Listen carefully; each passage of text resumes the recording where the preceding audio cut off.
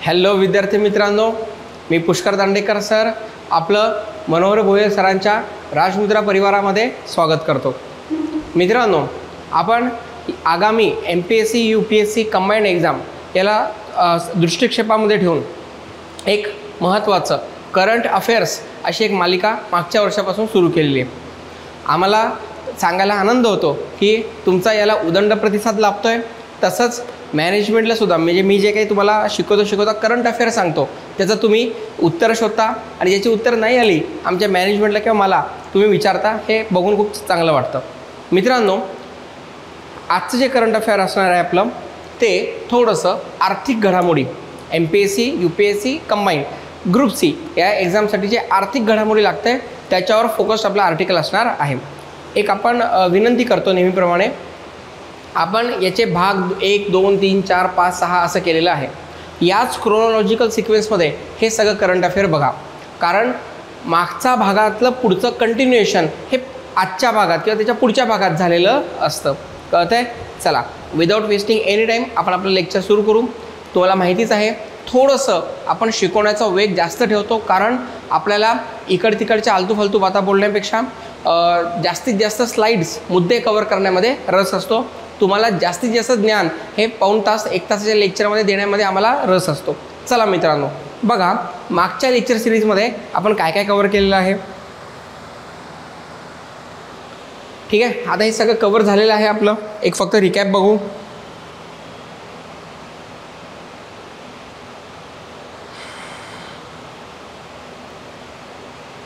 बघा, हा अझरबैजानचा आर्मेनियाचा कॉन्फ्लिक्ट बघितला होता। पिनाका नावाचं वेपन मिसाईल सिस्टीम भारताने कोणाला विकलं? आर्मेनिया का अझरबैजान? आर्मेनियाला विकलेलं आहे। आपण बघितलेलं आहे अझरबैजानची भारतामधली भूमिका काय आहे। प्रोजेक्ट उद्धव आणि उद्भव असे दोन्ही प्रोजेक्ट आपण बघितलेले आहेत।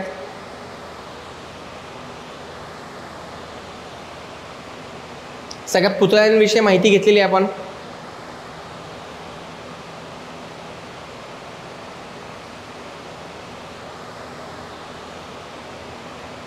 स्टार्टअप दिवस बघितला।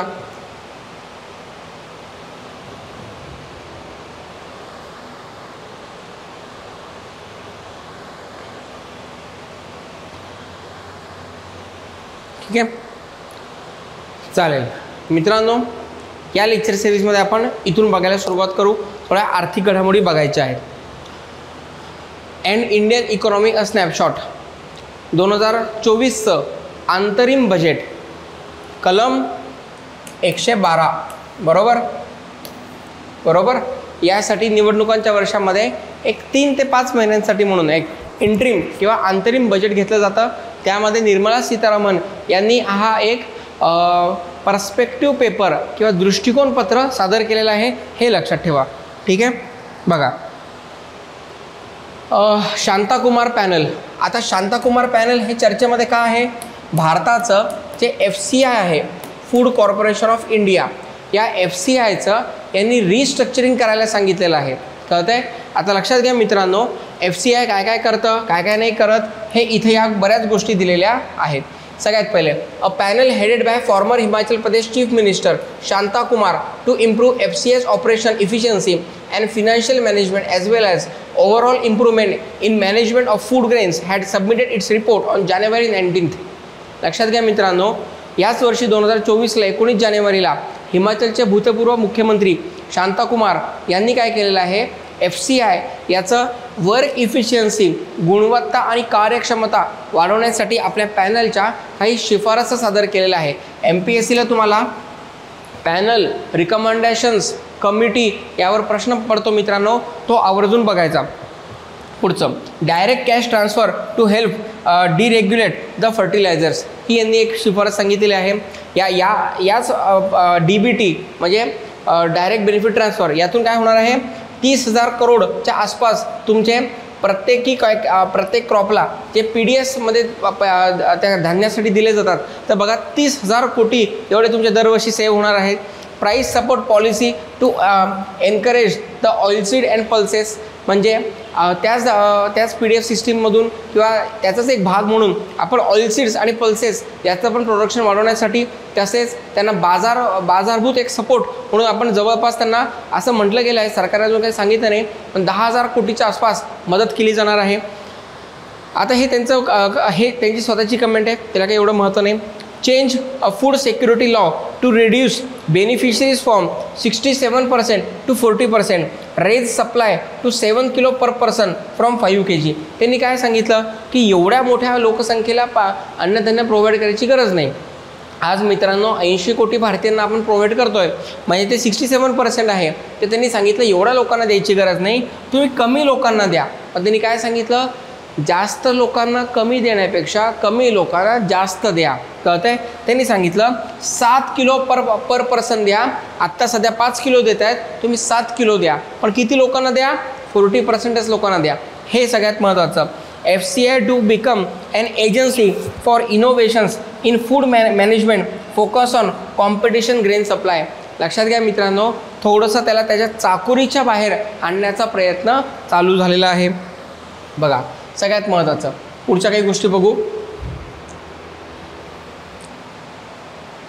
केंद्र सरकारने 17 फेब्रुवारी 2024 रोजी FCIचे अधिकृत भाग भांडवल 10,000 कोटी रुपयांवरून 21,000 कोटी रुपये वाढवण्याचा निर्णय घेतला. हे आपलं करंट अफेअर. पण हे म्हणजे हे का झालं?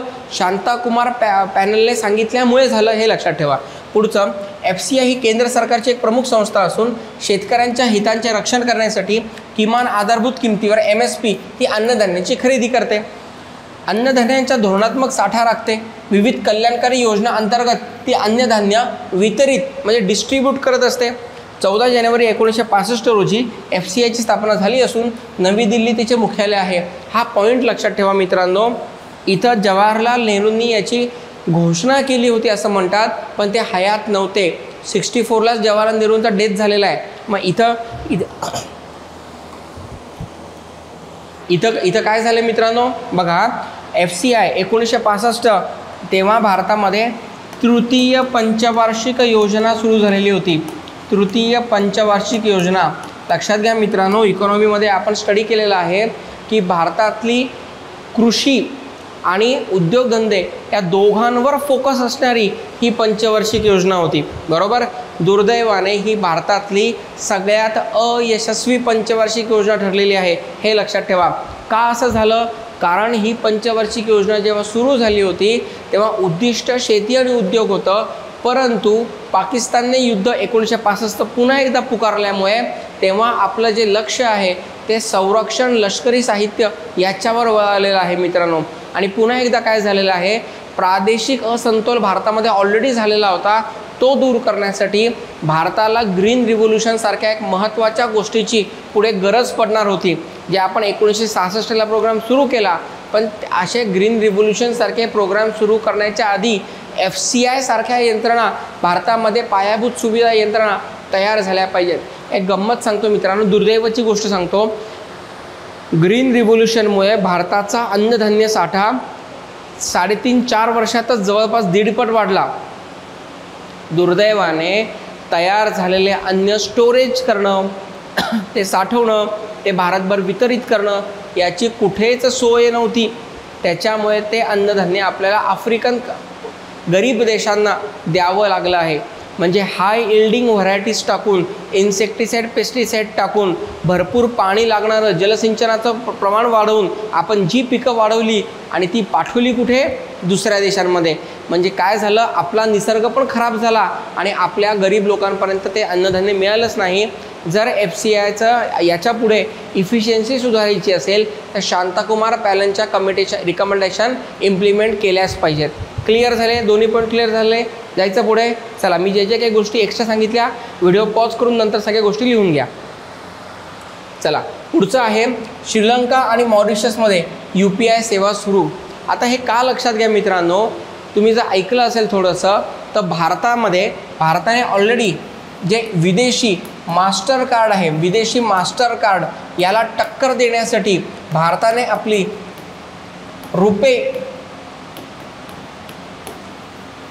रुपे ही सेवा, वित्तीय सेवा सुरू केलेली आहे. त्याचाच एक पुढचा भाग आपण आता UPI सुरू करतोय किंवा केलेलं आहे. मित्रांनो, हे पॉईंट लक्षात ठेवा. भूतान हा जगातला पहिला देश होता की ज्याने UPI भारताची सेवा ॲक्सेप्ट केलेली आहे. आता ती कुठे सुरू झालेली आहे? श्रीलंका आणि मॉरिशस. याचा उपयोग काय होईल मित्रांनो? तुम्ही UPI सुविधा म्हणजे भारताची UPI सुविधा ॲक्सेप्ट केल्याच्या नंतर त्या देशामध्ये फायनान्शियल इन्क्लुजन वाढेल. त्या देशामध्ये जे भारतीय लोक रुपयात डील करत असतील आपापसांमध्ये त्यांच्यामधलं कम्युनिकेशन किंवा फिनान्शियल एक्सचेंज ही तीव्र गतीने वाढणार आहे.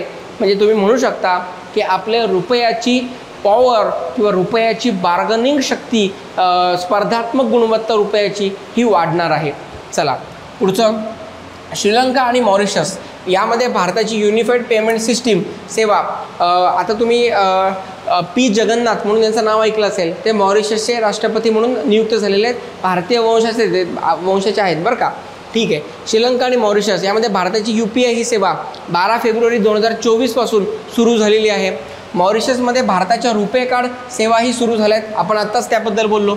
आयफेल टॉवर येथे UPIचे अनावरण झालेले आहे. म्हणजे कुठे मित्रांनो? फ्रान्स.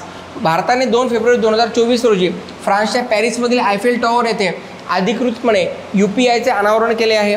लायरा याच्या सहकार्याने प्रतिष्ठित अशा आयफेल टॉवरवर म्हणजे त्याचं तिकीट काढायचं असेल तर तुम्हाला रुपया खर्च करावा लागेल. तुम्हाला फ्रान्सचं करन्सी खर्च करायची गरज नाही. फ्रँक नावाची त्यांची करन्सी आहे. ठीक आहे. यासोबतच फ्रान्स हा UPI पेमेंट प्रणाली स्वीकारणारा पहिला युरोपीय देश बनला आहे. जगातला पहिला कुठला आहे? भूतान.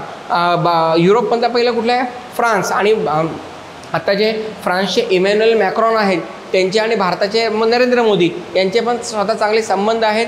इव्हन असं म्हटलं जातं रशियाच्या सुखोई याला डावलून आपण राफेल खरेदी केलेले मित्रांनो. मग बघा, म्हणजे अमेरिका रशिया दोघांना डावलून आपण फ्रान्सला थोडंसं अजून जवळ करतोय. ठीक आहे. नेपाळमध्ये UPI प्रणाली सुरू झालेली आहे. NPCL national payment corporation of India नेपाळमध्ये UPI प्रणाली सुरू करण्याचे 8 मार्च 2024 रोजी जाहीर केले. कुठे कुठे बघा? श्रीलंका, मॉरिशस, नेपाळ आणि आता फ्रान्स. जगातला पहिला कोण होता? भूतान. ओके, ठीक आहे. आता UPI 2016मध्ये याचा सुरुवात झालेला आहे. आता लक्षात घ्या, मोदी गव्हर्नमेंटने जेव्हा जॅम ट्रिनिटी आणली. जॅम म्हणजे काय? जनधन, आधार आणि मोबाईल. तर या माध्यमातून सरकारने फायनान्शियल इन्क्लुजन वाढवण्याचा, वित्तीय समावेशन वाढवण्याचा प्रयत्न केला. आणि त्याच टप्प्याचा एक पुढचा टप्पा किंवा पुढचा भाग म्हणून आपण national payment corporation of India याद्वारे भीम या फर्स्ट पार्टी ॲपवर किंवा गुगल पे, फोनपे यासारख्या थर्ड पार्टी ॲपवर या UPIचा वापर केला जाऊ शकतो. लक्षात घ्या मित्रांनो, फर्स्ट पार्टी ॲप म्हणजे काय? सरकारचं स्वतःचंच ॲप आहे की नाही. सरकारची सुविधा पण स्वतःची आहे, सरकारचं ॲप पण स्वतःचं आहे. मग इथं आता गुगल पे, फोनपे हे कसं आहे? हे प्रायव्हेट आहे. हे सरकारची फक्त सेवा वापरत आहेत. म्हणजे याला म्हणायचं थर्ड पार्टी. तुम्ही इन्शुरन्समध्ये वाचलं असेल ना, first party insurance, third party insurance, अगदी सेम तसंच आहे मित्रांनो. बघा, UPI पेमेंटमध्ये कोणतेही शुल्क लागत नाही. सध्या लागत नाही बरं का. पहिले ते लागायचं 2000पर्यंतच्या व्यवहारांवर लागत नव्हतं, 2000च्या वर लागत होतं. आणि आता सरकारने पुन्हा एकदा सांगितलं आहे की UPIला 2000च्या वरच्या शुल्कांवर म्हणजे ट्रान्झॅक्शन्सवर अतिरिक्त शुल्क लावण्याचा आम्ही प्रयत्न करू. आता हे असं का काय नाही, अरुण जेटलींनी काय काम केलं होतं ते आपण म्हणजे UPIसाठी ते पुढच्या मालिकेमध्ये बघू. तेव्हा आपले फिनान्स मिनिस्टर कोण होते? अरुण जेटली, स्वर्गीय अरुण जेटली. ठीक आहे. रॉयल मॉनिटरी ऑथॉरिटीच्या RMA याच्या सहकार्याने 2021मध्ये भारताबाहेर UPI पेमेंट स्वीकारणारा भूतान हा पहिला देश झालेला होता. याशिवाय भूतान रुपे बँक कार्ड दत्तक घेणारा म्हणजे रुपे कार्ड दत्तक घेणारा आणि जारी करणारा हा सुद्धा जगातला पहिला देश झालेला आहे. काही एक्स्ट्रा गोष्टी जाणून घ्या. बघा, मी थोडंसं पूर्ण जगाचा डेटा दिलेला आहे. इकडे बघा, इंग्लंडने काय केलं आहे? To enhance the cross border payment using UPI ID. बरोबर, त्याने पण त्याचा वापर केलेला आहे. फक्त त्याने म्हणजे याचा वापर इंग्लंडच्या सरसकट मार्केटमध्ये केलेला नाही आहे. तो मार्केटमध्ये करणारा फ्रान्स पहिला देश झालेला आहे. इकडं बघा, अजून कोणी, मला तर खूप चांगलं आठवतं आहे, मोदीजी जेव्हा या देशांना भेट द्यायला गेले होते तेव्हा तिथले जे सुलतान होते त्यांनी स्वतः UPI त्या मोबाईल घेऊन स्वतः पैसे ट्रान्सफर केले होते. UPIचं त्यांनी ट्रान्झॅक्शन स्वतः केलेलं होतं, UAEच्या राष्ट्रपती किंवा त्यांच्या सुलतान यांनी. त्याच्यानंतर ओमानने केलेलं आहे. ठीक आहे. नेपाळने केलेलं आहे. भूतान तर हा जगातला पहिला देश झालेला आहे. पुढचं आहे मलेशिया, सिंगापूर. सिंगापूरला काय ओळखलं जातं, याला सिटी स्टेट म्हणून ओळखलं जातं, सिंगापूर, हाँगकाँग. ठीक आहे, आणि ही काही जरा एक्स्ट्रा इन्फॉर्मेशन आहे. इतरही देशांचं नाव दिलेलं आहे. पुढचं बघा, इथं काय काय झालेलं आहे. जुलै 2021 भूतानने सुरू केले, ऑगस्ट 2021ला मलेशियाने सुरू केले, सप्टेंबर 2021 सिंगापूरने सुरू केले, सप्टेंबर 2021ला liquid group cross border digital payment provider करणार ग्रुप तयार करण्यात आला. एवढे सगळे देश त्यामध्ये आहे. इथं UAE 2021ला इथं स्वीकारलेलं आहे. त्यानंतर नेदरलँड्स, बेल्जियम, लक्झेंबर्ग, हा स्वित्झर्लंड यांनी वर्ल्ड लाईनवर आणण्याचा प्रयत्न केलेला आहे. हा लक्झेंबर्ग देश आपल्याला माहिती आहे मित्रांनो, इकॉनॉमीमध्ये आपण शिकलेलो आहे, सगळ्यात जास्त दरडोई उत्पन्न असणारा आणि दरडोई कार्बनचं उत्सर्जन करणारा, अशा दोन्ही गोष्टी UAE आणि लक्झेंबर्ग या देशांकडे आहे. सगळ्यात जास्त पैसा पण आहे, सगळ्यात जास्त ऊर्जा पण वापरतात आणि कार्बनचं दरडोई इमिशन पण यांचं सगळ्यात जास्त आहे, अमेरिकेपेक्षा पण जास्त. म्हणजे किती सधन देश असतील विचार करा. त्याच्यानंतर बघा UK, फ्रान्स, UAE, नेपाळ, त्यानंतर ओमान. UAEने त्यांच्या सेंट्रल बँकेतच वापरायला सुरुवात केली. लंडन, UKने PPROमध्ये, आणि जुलै 2023मध्ये श्रीलंकेने वापरायला सुरुवात केलेली आहे. ठीक आहे, काही एक्स्ट्रा माहिती दिलेली आहेत, थोडं बघून घ्याल. UPI कधी वापरलं जातं, काय वापरलं जातं.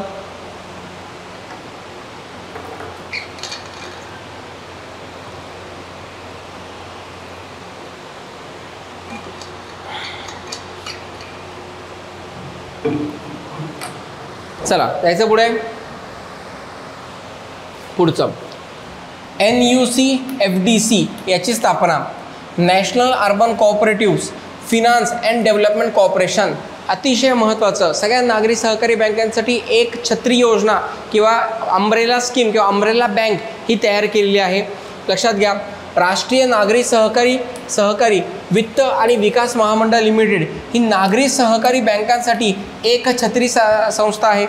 अच्छा, इथे कुठं अमित शहानी याचं ॲक्च्युअली उद्घाटन केलेलं आहे बरं का. ठीक आहे, अच्छा ते दिलेलं आहे. उद्घाटन 2 मार्च 2024, उद्घाटन अमित शहा होते, भारताचे पहिले केंद्रीय सहकार मंत्री. 2019ला ही पोस्ट तयार करण्यात आलेली आहे मित्रांनो.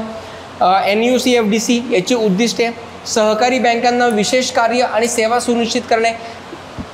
इथे काय करतोय, त्यांचं कार्याची आपण बांधणी करतोय, त्यांना कार्यात्मक फ्रेमवर्कमध्ये आणतोय.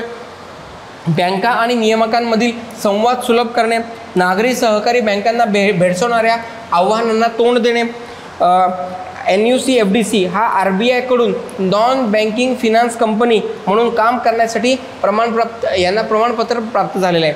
आता इकोच्या लेक्चरमध्ये या कन्सेप्ट समजून घ्या की NBFC म्हणजे नॉन बँकिंग फायनान्स कंपनी यांचं काय काम असतं. त्या फिनान्स तर देतात पण त्या स्वतः बँकिंग क्षेत्रामध्ये उतरत नसतात, त्या RBIच्या वतीने एक अग्रगण्य किंवा लीड बँक म्हणून त्या उतरत असतात. ठीक आहे, ही काही जरा एक्स्ट्रा इन्फॉर्मेशन आहे. हां, फक्त इथं एवढं माहिती असू द्या की इथं याचं उद्घाटन कधी झालं आहे आणि जर मेन्सला प्रश्न आला का इकॉनॉमीमध्ये त्याची उद्दिष्ट नक्की विचारली जातील. 3च महत्त्वाची उद्दिष्ट आहेत. जायचं पुढे बघा.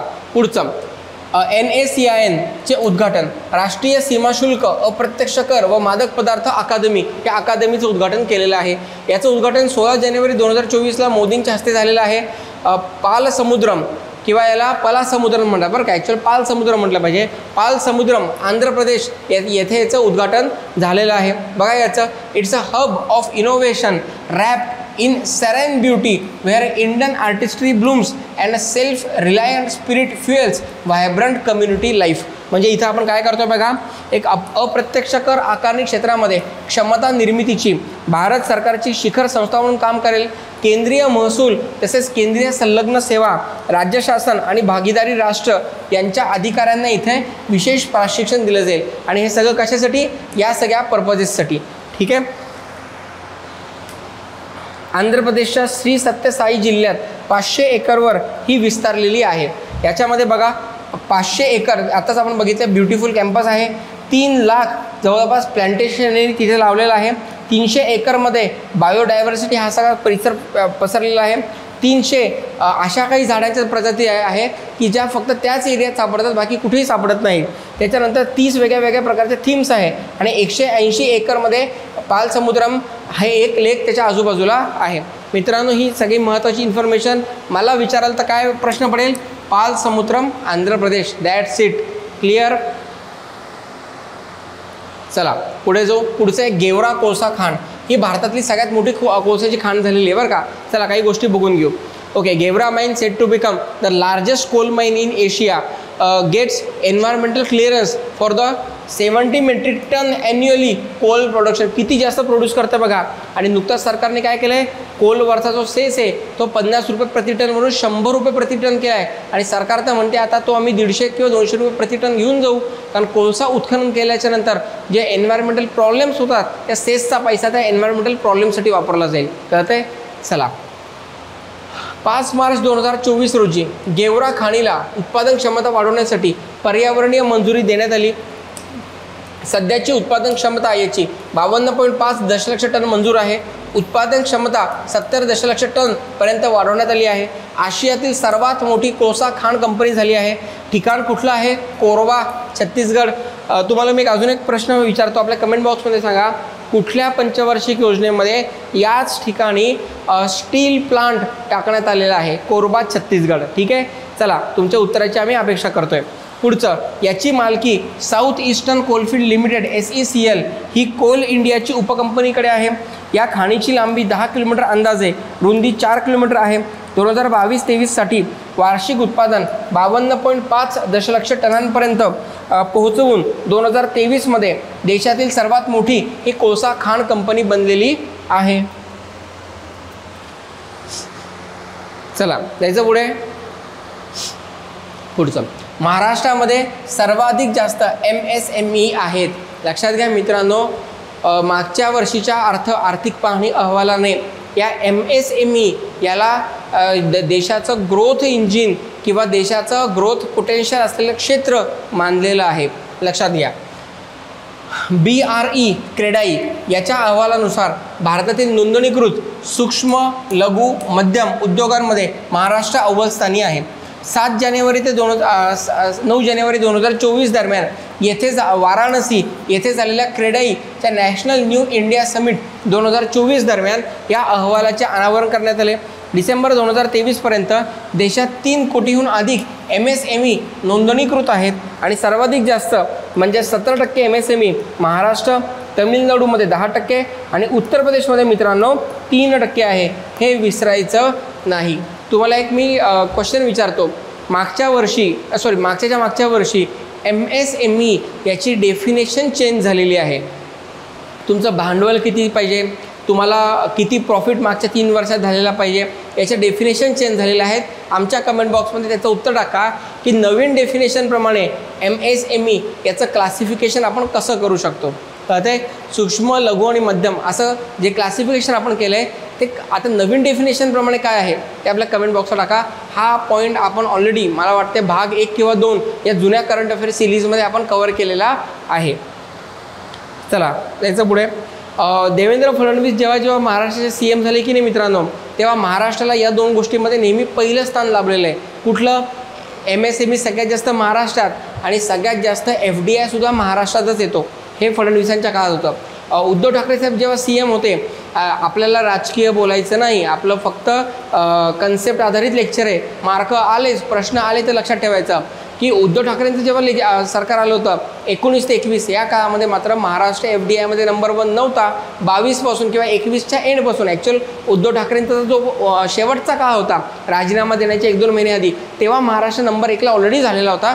नंतर तो देवेंद्र फडणवीसांनी त्याचं श्रेय घेतलं की बाबा आमच्या कारकिर्दीमध्ये महाराष्ट्रामध्ये सगळ्यात जास्त FDI आले. तर या 2 गोष्टीमध्ये महाराष्ट्र सगळ्यात जास्त आहे बरं का. अजून एक गोष्ट, सगळ्यात जास्त SEZ प्रकल्प हे सुद्धा महाराष्ट्रातच आहेत, हे लक्षात ठेवायचं. बघा मित्रांनो, 100 स्लाईडच्या वरती आपलं PPT आहे, PDF आहे. एवढं इन डिटेल तुम्हाला माहिती देतोय. तुम्ही अपेक्षित आहे मित्रांनो लगेच त्याच्या नोट्स काढा, साधारणतः याच्या बाहेर प्रश्न जाणार नाही. ओके, आता महाराष्ट्रामध्येच एवढी सगळी गुंतवणूक काय येते हे याची कारणं दिलेली आहेत बघा. बूमिंग इकॉनॉमी आहे, इन्फ्रास्ट्रक्चर आहे. महाराष्ट्रामध्ये सगळ्यात जास्त शहरीकरण पण भारताचं महाराष्ट्रातच झालेलं आहे. 45%च्या वर शहरीकरण महाराष्ट्रामध्ये झालेलं आहे. डिजिटायझेशन भारतामध्ये आहे. डेमोग्राफिक डिव्हिडंड आहे. कुशल रोजगार पण आपल्याकडे आहे, तरुण पण आपल्याकडे आहे. सगळ्यात महत्त्वाचं म्हणजे लॉ अँड ऑर्डर. सरकार कोणाचं का असे ना, पण आपल्याकडे साधारणतः इतर UP बिहारसारख्या दंगली होत नाहीत, माराकाटी होत नाही. साधारणतः तुलनेने शांत क्षेत्र जिथं असतं तिथं आर्थिक सुबत्ता आणि गुंतवणूक सगळ्यात जास्त तिथे येते, हे लक्षात ठेवायचं. असा प्रश्न एखादा आला इकॉनॉमीमध्ये की महाराष्ट्रामध्ये सगळ्यात जास्त काय आले, हे त्याची सगळ्याची कारणं. कळतंय? चला पुढचं बघू. आता हेच बघितलं आपण. गुंतवणूकदारांमध्ये सुद्धा महाराष्ट्र नंबर 1ला आहे. बघा इथे दिलेलं आहे. नवीन गुंतवणूकदार महाराष्ट्रामध्ये किती आहेत बघा, 21.80. वाढ टक्के किती झाले, 16.9. आणि एकूण गुंतवणूकदार किती आहेत बघा सगळं. ठीक आहे. नॅशनल स्टॉक एक्सचेंज NSE याच्या आकडेवारीनुसार सर्वाधिक नोंदणीकृत असलेल्या राज्यांच्या यादीमध्ये महाराष्ट्र हा अव्वल स्थानी आलेला आहे. 25 डिसेंबर 2023पर्यंत संपूर्ण भारतातील गुंतवणूकदारांची एकूण संख्या 8.5 कोटीच्या आसपास होती, जी गेल्या वर्षीच्या तुलनेमध्ये 22.4% वाढली. एक लक्षात घ्या मित्रांनो, करोनाच्या काळामधून लोकांनी बँकांमध्ये असलेल्या फिक्स डिपॉझिट, ज्याला इकॉनॉमीमध्ये तुम्ही टाईम अँड डिमांड डिपॉझिट असं काही इकॉनॉमीमध्ये वाचलं असेल, तर या टाईम अँड डिमांड डिपॉझिट हे काढून ह्या राष्ट्रीय बाजारांमध्ये NSE BSE असेल, शेअर बाजार असेल, याच्यामध्ये लोकांनी टाकायला सुरुवात केलेली आहे. तर भारतातल्या लोकांकडून भारतीय मार्केटमध्ये पण कोरोनाच्या काळामध्ये गुंतवणूक वाढलेली, हा पॉईंट लक्षात ठेवा मित्रांनो. नवीन नोंदणीकृत गुंतवणूकदार सगळ्यात जास्त कुठेच बघा, महाराष्ट्रामध्ये 1.5 कोटी, म्हणजे 8.5 कोटीच्या 1.5 कोटी ते एकटा महाराष्ट्रामध्ये आहेत. आणि बाकी इतर राज्य आणि केंद्रशासित प्रदेश आहेत. उत्तर प्रदेश बघा सगळे लाखांमध्येच आहेत. ओके, कळलं हे सगळ्यांना महाराष्ट्र कशामध्ये अव्वल आहे. चला पुढचं करंट अफेअर आपण घेऊ. ओके, सगळ्यात महत्त्वाचं रॉडटेप योजना. आता इथे काय झालं मित्रांनो समजून घ्या. भारत WTO म्हणजे आधी काय म्हणतात गॅट्समध्ये त्याचं WTO IMF याचा आपण सही करून सदस्य बनलेलो आहे. या राष्ट्रांचं म्हणणं असं असतं, जेव्हा तुम्ही एखाद्या राष्ट्राला एक्सपोर्ट करता तेव्हा तुम्ही ट्रेड डिस्टॉर्टिंग सबसिडीज दिल्या नाहीत पाहिजेत. आता कमेंट बॉक्समध्ये मला उत्तर द्या की ट्रेड डिस्टॉर्टिंग सबसिडीज हे कशाला म्हणतात. आंबर बॉक्स सबसिडीला म्हणतात का, ऑरेंज बॉक्स सबसिडीला म्हणतात का, ग्रीन बॉक्स सबसिडीला म्हणतात का, कमेंट बॉक्समध्ये याचं उत्तर द्या. आता लक्षात घ्या मित्रांनो, भारत सरकारने काय केलं, निर्यातकांवर जे काही कर लावले होते ते कर तसेच ठेवले, पण निर्यात झाल्यानंतर त्यांना ते कर सरकारने कराचा पैसा वापस देऊन टाकला. म्हणजे काय झालं, समजा हे प्रॉडक्ट आहे, याची 25 रुपये प्राईज आहे आणि 5 रुपये टॅक्स आहे, तर सरकारने 30 रुपये घेतले त्यांच्याकडून, 5 रुपये टॅक्स घेतला, पण निर्यात झाल्याच्या नंतर त्यांना उरलेले 5 रुपये वापस करून टाकले. म्हणजे पुन्हा तिची किंमत 25 एवढी झाली. आता याने काय झालं, भारताचा माल स्वस्त झाला. आता हे कोणाला पावलं जात नाही, चीन, अमेरिका, युरोप यांना पावलं जात नाही. मग आता इथं काय झालं आहे बघा, अमेरिका आणि युरोपिय युनियन EU 2023मध्ये जागतिक व्यापार संघटनेच्या मानदंडाचा भंग केल्याप्रकरणी यांनी कारण देत भारतीय उत्पादनांवर काउंटरव्हेलिंग ड्युटी लादल्यानंतर त्यांनी काय केलेलं आहे. काउंटरव्हेलिंग ड्युटी म्हणजे काय की भारत सरकारने तुमचा किती कर कमी केला, 5 रुपये कर कमी केला. म्हणजे तुमचं प्रॉडक्ट 30 रुपयाचं 25 रुपयाला झालं, तर आमच्या देशामध्ये येताना आम्ही त्याच्यावर तुम्हाला जास्त अजून टॅक्स लावतो. म्हणजे पुन्हा 25 रुपयाचं प्रॉडक्ट आम्ही 30 रुपयाला करतो. कळते, याला म्हणतात काउंटरव्हेलिंग ड्युटी. भारत पण लावतो बरं का. भारताने चायनावर अँटी डम्पिंग ड्युटी लावलेली आहे. डम्पिंग म्हणजे काय, जेव्हा एखाद्या मालाची कॉस्ट प्राईस ही सेलिंग प्राईसपेक्षा जास्त असते, याला लॉस झाला असं म्हणतात. कोण वेडा दुकानदार लॉस सहन करेल. मग चायना लॉस सहन का करताय, तर दुसऱ्या देशाचं लोकल मार्केट फिनिश करण्यासाठी आपण त्यांच्यावर अँटी डम्पिंग ड्युटी लावलेली आहे. बरोबर, बघा काउंटरव्हेलिंग ड्युटी लादल्यानंतर निर्यात उत्पादनांवरील शुल्क आणि कर या योजनेवर पुनर्विचार करण्याचा केंद्र सरकारचा इरादा नसल्याचे म्हटलेले आहे. लक्षात घ्या मित्रांनो, म्हणजे यांनी आपल्यावर काउंटरव्हेलिंग ड्युटी लावली आहे, आपण म्हटलं लावली तर लावू द्या, आम्ही आमच्या गुंतवणूकदार आणि आमचे निर्यातदार यांचं हित बघणार. आता गंमत लक्षात घ्या मित्रांनो, अमेरिका आणि युरोपियन युनियन यांनी आपल्या निर्यातकांवर काउंटरव्हेलिंग ड्युटी लावली, पण बाकी राष्ट्रांनी कुठे लावली, म्हणजे हेच निर्यातदार दुसऱ्या राष्ट्रामध्ये जर प्रॉडक्ट विकायला गेले त्यांना लाभ होणार आहे. तिथल्या लोकल मार्केटमध्ये हे स्वस्त भारतीय प्रॉडक्ट जास्त खपाने विकलं जाईल, यांचा नफा वाढेल. बघा रॉड टिप म्हणजे काय, remission of duties and taxes on exported products. जानेवारी 2021मध्ये रॉड टिप योजना घोषित करण्यात आली. या योजनेअंतर्गत सरकार निर्यातदारांना निर्यात केलेल्या वस्तूंच्या उत्पादनादरम्यान आकारले जाणारे विविध प्रकारचे शुल्क आणि कर परत करते. यामुळे निर्यातदारांचा खर्च कमी होतो. यामुळे जागतिक बाजारपेठेत त्यांची स्पर्धात्मकता वाढते. आता गोष्ट साहजिक आहे की जी गोष्ट स्वस्त असतील ती गोष्ट जास्त दराने जास्त ठिकाणी विकली जाईल. या योजनेने भारतातून व्यापारी मालाची निर्यात मर्चंटाईज एक्सपोर्ट फ्रॉम इंडिया MES या योजनेची जागा घेतलेली आहे. म्हणजे ही योजना बंद झालेली आहे आणि ही योजना सुरू झालेली रॉडटेप योजना 30 जून 2024 पर्यंत रॉडटेप या योजनेला मुदतवाढ मिळालेली आहे. कळतंय? क्लिअर झाल्या सगळ्या गोष्टी. डम्पिंग शब्द कळाला, अँटी डम्पिंग ड्युटी कळालं, ते ग्रीन बॉक्स सबसिडी त्याचा होमवर्क कराल. कमेंट बॉक्समध्ये आम्ही तुमच्या उत्तराची अपेक्षा करतोय. चला पुढे जाऊ. ठीक आहे, आता हे बघितलं. Okay, benefits. या योजनेचे बेनिफिट्स काय काय आहेत? सगळ्यात महत्त्वाचं म्हणजे टॅक्स कमी होईल. म्हणजे निर्यातदारांना ते मोटिवेशन मिळेल की चला जिथं टॅक्स कमी झाला वस्तूची किंमत कमी होणार आहे. इझियर ट्रान्सफरबिलिटी म्हणजे काय, एका ठिकाणून दुसऱ्या ठिकाणी जे प्रॉडक्ट त्या योग्य त्या टाईमवर द्यायला पाहिजे. टॅक्सेशन आणि या कंप्लायन्सेसमुळे काय होतं, त्याचा वेळ वाढू शकतो. आता वेळ वाढलं तर समोरचा ऑर्डर नाकारू शकतो. इथं काय होणार आहे, ती इझी होणार आहे. Automatic credit like drawback. इथं तुम्हाला जेव्हा तुम्ही निर्यात करताय त्याच्यानंतर ऑटोमॅटिकली तुमच्या बँकेमध्ये तेवढी अमाऊंट ट्रान्सफर केली जाते. कळतंय? मग WTO कंप्लायन्स सबसिडी. आता WTO मात्र यावर शांत आहे आणि अमेरिका आणि युरोपच खूप जास्त बडबड करतात. हा भाग मात्र समजून घ्या. चला पुढचा अजून एक महत्त्वाचा, फ्री ट्रेड असोसिएशन आणि भारत. ठीक आहे, आता लक्षात घ्या मित्रांनो, युरोप आणि भारत यांच्या दरम्यान एक FTA साईन झालेला आहे. लक्षात घ्या मित्रांनो, मी मुद्दामून तुमची डिक्शनरी इथे टाकलेली आहे. FTA म्हणजे काय, अ पॅक्ट म्हणजे करार. A pact between 2 or more nations to reduce barriers to imports and export among them. म्हणजे एकमेकांशी व्यापार करताना कमीत कमी बंधनं एकमेकांवर लावणं, याला म्हणायचं मित्रांनो FTA. ठीक आहे. आईसलँड, लिक्वेस्टाईन, नॉर्वे आणि स्वित्झर्लंड या 4 देशांचा यामध्ये समावेश होतो. बरोबर? बघा कुठल्या, मी पुढे मॅप पण दिला आहे बरं का. आईसलँड, लिक्वेस्टाईन, नॉर्वे आणि स्वित्झर्लंड. वस्तू, सेवा आणि गुंतवणुकीला चालना देण्याच्या उद्देशाने हा करार करण्यात आला. युरोपमधून या 4 प्रमुख देशांशी भारताने करार केलेला आहे. आर्थिक सहकार्याला चालना देण्यासाठी जानेवारी 2008 पासून या करारावर वाटाघाटी सुरू होत्या. त्या आत्ता 2024मध्ये पूर्ण झालेल्या आहेत. 2023मध्ये पूर्ण झाल्यात, 24मध्ये करार लागू झालेला आहे. या करारामध्ये वस्तूंचा व्यापार, बौद्धिक संपदा अधिकार, सेवांमधील व्यापार, गुंतवणूक प्रोत्साहन व सहकार्य, सरकारी खरेदी, व्यापारातील तांत्रिक अडथळे, व्यापारी सुविधा यासह 14 मुद्द्यांचा समावेश असणार आहे. Iceland, Liechtenstein, Norway, Switzerland.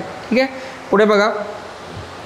Okay, European free trade असोसिएशनसोबत मुक्त व्यापार करारामध्ये ऑलरेडी कॅनडा, चिली, चीन, मेक्सिको, कोरिया यासह 40 भागीदार देशांसह 29 मुक्त व्यापार करारांचा समावेश ऑलरेडी आहे. वाणिज्य मंत्रालयाच्या आकडेवारीनुसार युरोपियन फ्री ट्रेड असोसिएशनमधील देशांना, आता हे युरोपियन फ्री ट्रेड हे काय आहे, असोसिएशन आहे आणि त्या असोसिएशनचं या सर्व 40 देशांसोबत ऑलरेडी भागीदारी झालेली आहे मित्रांनो. ठीक आहे. 2021-22मधील $1.74 अब्ज डॉलरचा व्यापार, 22-23मध्ये 1.95 अब्ज. बघा किती तीव्र गतीने वाढतोय एकेका वर्षामध्ये. 21-22मध्ये 25.5 अब्ज डॉलरच्या तुलनेत गेल्या आर्थिक वर्षामध्ये एकूण 16.74 अब्ज डॉलरची आयात झालेली आहे. हे पॉईंट आपल्यासाठी महत्त्वाचा. पॉवर ऑफ 4 म्हटलेलं आहे. आता ठीक आहे, ही काही एक्स्ट्रा माहिती आहे, ही थोडीशी बघून घ्या. क्लिअर? चला पुढे बघू. मला तुम्हाला ते लोकेशन्स दाखवायचे आहेत. हां, हे इथे दिलेलं आहे मी. ठीक आहे, बघा. आईसलँड, नॉर्वे, स्वित्झर्लंड आणि लायकेस्टाईन. लक्षात घ्या, स्वित्झर्लंड आपल्याला माहिती आहे सगळ्यांना. स्वित्झर्लंडमध्ये पॉलिटीमध्ये काय असतात मित्रांनो, यांच्या पॉलिटीमध्ये छोटे छोटे कॅन्टून्स असतात. हे कॅन्टून्स आपणच म्हणजे लोकांच्या मार्फतच आपलं राज्यकारभार चालवतात. हा थोडासा प्रत्यक्ष लोकशाहीसारखा प्रयत्न आहे. स्वित्झर्लंड आपल्याला माहिती आहे मित्रांनो, तिथल्या बँकांसाठी की ज्या बँका पैसे ठेवण्याचे व्याज देत नाही, व्याज घेतात, म्हणजे जगातला जो काळा पैसा आहे तो या बँकांमध्ये, स्विस बँकांमध्ये ठेवला जातो. तुमची गोपनीय माहिती तशीच ठेवण्यासाठी ते कोणालाही पासवर्ड फॉर्म्युला देत नाही, नाव डिस्क्लोज करत नाही. त्याच्या बदल्यात त्या बँका कुठलाही पैसा देत नाही. त्यांच्याकडे पैसा जो ठेवला जातो त्याचं ते व्याज घेतात, ठेवण्याचं घेतात. तर ते चला, लिक्वेनस्टाईन, आईसलँड, नॉर्वे, स्वित्झर्लंड या देशांनी मुक्त व्यापार आणि एकत्रित आर्थिक लाभाच्या उद्देशाने 1960 मध्ये या मुक्त व्यापार संघटनेची सुरुवात केली. हे इफ्टा काय आहे? बरोबर, युरोपीय संघटनेशी समांतर म्हणजे ईयूशी पॅरलल अशी ही संघटना आहे. आता ईयूमध्ये अनेकदा काय होतं माहिती का, अमेरिका खूप जास्त प्रभाव टाकत असते. म्हणून या 4 देशांनी एकत्र येऊन यांची इफ्टा अशी एक पॅरलल 1960 दशकामध्ये ही संस्था काढलेली आहे. युरोपातील अन्य 2 संघटना आणि ब्रिटन यांच्याबरोबरच इफ्टा हे महत्त्वाचे आर्थिक क्षेत्र म्हणजे ब्लॉक हे मानले जाते. प्रथम या संघटनेमध्ये 7 देश होते. 1995 नंतर यातील 5 देश युरोपीय संघटनेमध्ये सहभागी झाले आणि नॉर्वे, स्वित्झर्लंड यांच्या व्यतिरिक्त अन्य 2 देशांची त्यामध्ये भर पडली. मग सध्या किती आहेत बघा, आईसलँड, नॉर्वे, स्वित्झर्लंड आणि लिक्वेनस्टाईन. भारताने यांच्याशी FTA साईन केलेलं आहे. चला, सगळ्यात महत्त्वाचं मायक्रोसॉफ्ट. तुम्ही बघितलं असेल ना की मायक्रोसॉफ्टचे सहसंस्थापक बिल गेट्स, त्यांची वाईफ मेलिंडा गेट्स यांच्या नावाने जगामध्ये सगळ्यात जास्त एंटरप्रेन्योर ॲक्टिव्हिटी किंवा समाजाच्या भल्यासाठी, कल्याणासाठी खूप मोठ्या मोठ्या देणग्या दिल्या जातात. मेलिंडा गेट्स आणि बिल गेट्स असे ते फाउंडेशन आहे. मित्रांनो, त्यांना बिल गेट्सना माहिती आहे की भारतामध्ये 90% लोक पायरेटेड मायक्रोसॉफ्ट वापरतात, तरीही ते खुश आहेत. ते म्हणतात एवढं वापरून सुद्धा मी जगातल्या सगळ्यात जास्त नाममूल्य असलेली कंपनी झाली आहे. मध्ये ते आता भारतामध्ये येऊन चहा प्यायले की नाही, त्या लॉली का जॉली का टॉली त्या पर्सनसोबत ते जाऊ द्या, परंतु हे लोक मुद्दामून या गोष्टी करतात. कारण त्यांना माहिती आहे भारतीय लोक कसे आहेत, भावनिक आहे. जेवढं आपण त्यांच्या भावनेला कुरवाळू तेवढा आपला धंदा वाढेल. बरोबर, छोटी काय म्हणतात ते बिझनेसमनचं डोकं. बरोबर, बघा मायक्रोसॉफ्टने 24 जानेवारी 2024 रोजी, मित्रांनो 24 जानेवारी आपण हा दिवस इंदिरा गांधी जेव्हा पहिल्यांदा पंतप्रधान झाल्या होत्या तेव्हापासून राष्ट्रीय बालिका दिन म्हणून साजरा करतो बरं का. चला, 66ची घटना आहे. 24 जानेवारी 2024 रोजी $3 ट्रिलियन बाजार मूल्यांकनाचा टप्पा ओलांडला आहे. गंमत समजून घ्या मित्रांनो, भारताचं 2021-22 पर्यंत GDP हा $3 ट्रिलियन होता आणि भारताचा GDP जेवढा होता तेवढं मूल्यांकन आता मायक्रोसॉफ्ट या कंपनीचं झालं आहे. ॲपल कंपनीला तिने मागे टाकलं आहे. ॲपल कंपनी नंबर 2ची कंपनी झाली आहे, मायक्रोसॉफ्ट नंबर 1ची झाली आहे. भारताचं किती आहे सध्याचं, असं म्हटलं जातं $4 ट्रिलियन. जगातील दुसरी सर्वात मौल्यवान कंपनी म्हणून आपले स्थान कायम ठेवले. ॲपल ही $3 ट्रिलियन बाजार मूल्यांकनाचा टप्पा ओलांडणारी पहिली कंपनी ठरली आहे. आता जगात पहिल्यांदा हा टप्पा कोणी ओलांडला आहे, ॲपल कंपनीने. पण लक्षात घ्या मित्रांनो, 2023च्या एंडला मायक्रोसॉफ्टने ॲपलला मागे एकदा टाकलेलं होतं. आज 2024चा विचार केला तर ही दुसरी सर्वात मौल्यवान कंपनी झाली आहे. पण 2023 एंडला काही काळासाठी मायक्रोसॉफ्टने ॲपलला मागे टाकलं होतं, हे लक्षात ठेवा. ठीक आहे, ठीक आहे. आता हा काही जरा एक्स्ट्रा डेटा आहे की लार्जेस्ट कंपनीज ग्लोबली. बघा काय काय दिलेलं आहे. Microsoft, Apple, Aramco. हे कोणती कंपनी मित्रांनो? आरामको. पुस्तकात मिळणार नाही याचं उत्तर तुम्हाला. ही सौदी अरेबियाच्या राजपुत्राची कंपनी आहे. सौदी अरेबियाचा राजपुत्र किंग सलमान सुलेमान, त्याचे आपल्या भारतातील मुकेश अंबानींसोबत अतिशय चांगले संबंध आहे. आरामकोच्या बरेच प्रोजेक्ट्समध्ये रिलायन्सने इन्व्हेस्टमेंट केलेली आहे. म्हणजे उद्या रिलायन्स तरी डुबायला आलं ना, ते आरामको त्याला सहकार्य करेल. हे याला MBA फिनान्सच्या भाषेमध्ये कार्टेलिंग असं म्हटलं जातं. कळलं?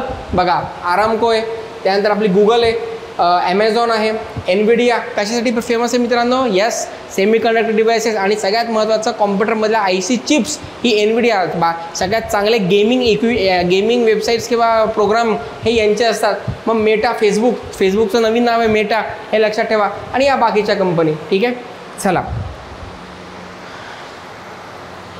पुढचं 16वा वित्त आयोग. अतिशय महत्त्वाचं वित्त आयोग. याला आपण काय म्हटलेलं आहे मित्रांनो पॉलिटीमध्ये? यस, वित्त आयोगाला आपण पॉलिटीच्या भाषेमध्ये अर्धन्यायिक आयोग म्हटलेला आहे. तुमचा होमवर्क आहे, आपल्या कमेंट बॉक्समध्ये याचं उत्तर टाका की वित्त आयोगाला आपण अर्धन्यायिक आयोग असं का म्हणतो. कळतंय? चला, आता काय झालेलं आहे, 16व्या वित्त आयोगाचे अध्यक्ष नेमण्यात आलेले आहेत अरविंद पनगडिया, बरोबर. नीती आयोगाचे ते सगळ्यात पहिले उपाध्यक्ष म्हणून त्यांची 15-16 मध्ये नियुक्ती झालेली होती, हे तेच अरविंद पनगडिया आहेत. बघा, स्थापना 31 डिसेंबर 2023 रोजी. आत्ताचे अध्यक्ष 16वेचे अध्यक्ष अरविंद पनगडिया.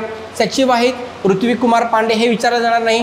पूर्णवेळ सदस्य आहेत Ajay Narayan Jha, any George Matthew, Niranjan Rajadhyaksha. अर्धवेळ सदस्य आहेत सौम्या कांती घोष. 31 ऑक्टोबर 2025 पर्यंत. 31 ऑक्टोबर काय आहे मित्रांनो, यस, आपल्या वल्लभभाई पटेल यांची जन्मजयंती मित्रांनो. याच 31 ऑक्टोबर 2019ला आपण जम्मू काश्मीरचं आर्टिकल 370 काढण्याचं कायदा इम्प्लिमेंटेशन सुरू केलेलं आहे. ते 31 ऑक्टोबर 2025 पर्यंत यांनी आपला अहवाल देणे आवश्यक आहे.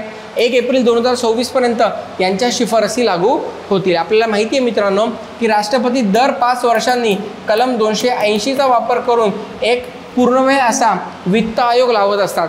वित्त आयोगाचं काम काय असतं, वित्त आयोग फॉर्म्युला तयार करतं मित्रांनो. वित्त आयोग सरकारकडे, केंद्र सरकारकडे जमा झालेल्या कर, करेतर पैसा याचं जे डिव्होल्युशन आहे, केंद्र व राज्यामधलं वाटप आहे, याचा फॉर्म्युला किंवा याचं रॅशनल बेसिस, वैधानिक वैचारिक सिद्धांत हे वित्त आयोग तयार करत असतं. प्लॅनिंग कमिशन हे वित्त आयोगापेक्षा पण जास्त बलशाली ठरत आहे. प्लॅनिंग कमिशन हा बिगर घटनात्मक आयोग आहे, कुठलाही कायद्याने तयार केलेला नाही, पण घटनेत असलेला आयोग वित्त आयोग याच्यापेक्षा तो वरचढ ठरतोय, म्हणून तो रद्द करा, अशी शिफारस 2011-12 मध्ये मनमोहन सिंग साहेबांनी ही प्रेस नोट काढून केलेली होती मित्रांनो. हे ते महत्त्व आहे, कळतंय. चला, कालावधी 2026-27 ते 2030-31 5 वर्ष बघितलेलं आहे आपण. पहिली बैठक 14 फेब्रुवारी 2024ला यायची नवी दिल्लीमध्ये. फिनान्स कमिशन, आर्थिक संघ, आता हे सगळं बघितलं आपण. राष्ट्रपती दर 5 वर्षांनी कलम 280 हे सगळं बघितलं. याची रचना कशी असते, 1 अध्यक्ष आणि इतर 4 सदस्य, म्हणजे टोटल 5 सदस्य असतात. प्रमुख, हां फक्त एवढंच आहे, याच्यामध्ये जे काम करणारे सदस्य असतात हे सर्वसाधारणपणे फिनान्स किंवा मायक्रो इकॉनॉमिक्स याच्याशी निगडीत सदस्य असायला पाहिजेत बरं का मित्रांनो.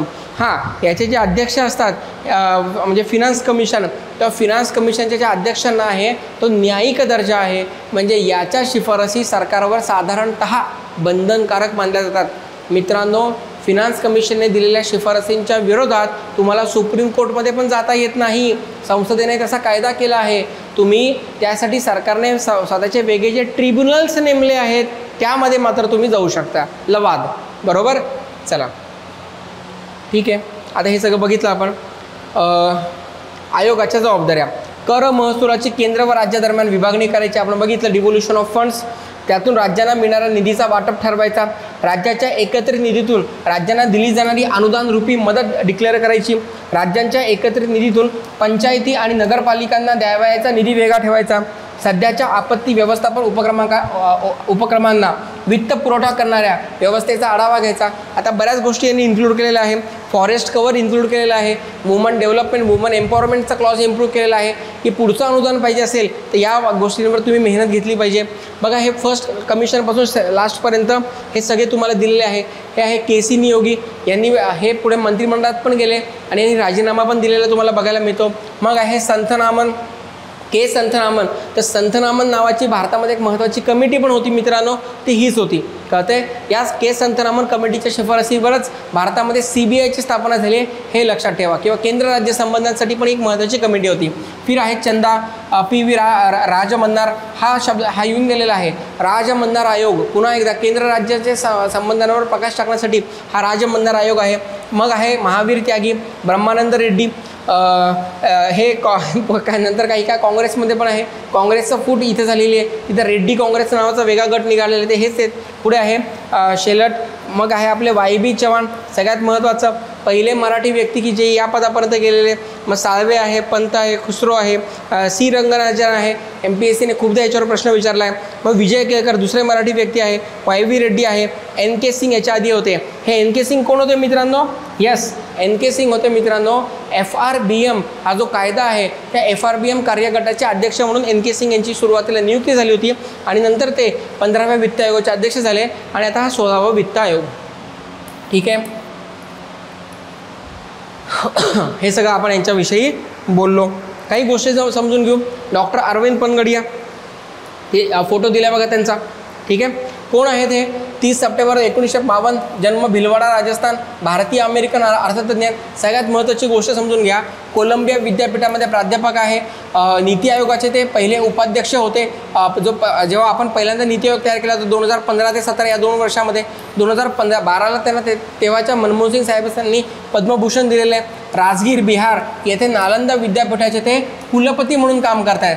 ते कोलंबिया विद्यापीठात प्राध्यापक आहेत आणि या विद्यापीठाचे कुलपती म्हणून ते आजही आहेत, हे लक्षात ठेवायचं. आशियाई विकास बँकेचे माजी मुख्य अर्थतज्ञ. त्यांनी जागतिक बँक, IMF, WTO, अंगटॅडवर आपण मागचं सेशन घेतलेलं आहे, यावर काम केलेलं आहे. भारताचे G20मधील शेर्पा म्हणूनही त्यांनी काम केलेलं आहे. आणि ही त्यांची महत्त्वाची गाजलेली पुस्तकं लक्षात ठेवा मित्रांनो, खूपदा याच्यावर प्रश्न पडतो. बऱ्याच अजून आपल्याला महत्त्वाच्या गोष्टी घ्यायच्यात, काही एक्स्ट्रा इन्फॉर्मेशन पण दिलेली आहे. असंच आपण पुढच्या इकॉनॉमीचं करंट अफेअर हे पुढच्या सेशनमध्ये शिकण्याचा प्रयत्न करू. तोपर्यंत मी पुष्कर दांडेकर सर आपली पुन्हा एकदा रजा घेतो. मित्रांनो, जो होमवर्क देतो आहे तो कमेंट बॉक्समध्ये उत्तर लिहा. काही अडचण आली तर राजमुद्रा परिवाराच्या मॅनेजमेंट टीमला विचार किंवा माझ्यापर्यंत तुम्ही या. मित्रांनो, पुन्हा एकदा मी आपले पुढच्या सेशनसाठी तुम्हाला सांगतो की पुढचं जे सेशन आपलं होणार आहे ते पुन्हा एकदा इकॉनॉमी विषयक करंट अफेअरचं होणार आहे. कृपया चुकवू नये. साधारणतः या पुढच्या सेशनमध्ये आपण थोड्याशा बजेट निगडीत गोष्टी पण घेणार आहे. तर साधारणतः या मालिकाचा उपयोग असा आहे की जी आपली स्पर्धा परीक्षा लांबलेली आहे थोडीशी आचारसंहितेमुळे 2024ची, त्यामध्ये आपली व्हिडिओ लेक्चरमधूनच डायरेक्टली प्रश्न त्यामध्ये उतरावेत आणि उमेदवारांना त्याचा लाभ व्हावा. थँक्यू मित्रांनो, थँक्यू. गुड लक, टेक केअर.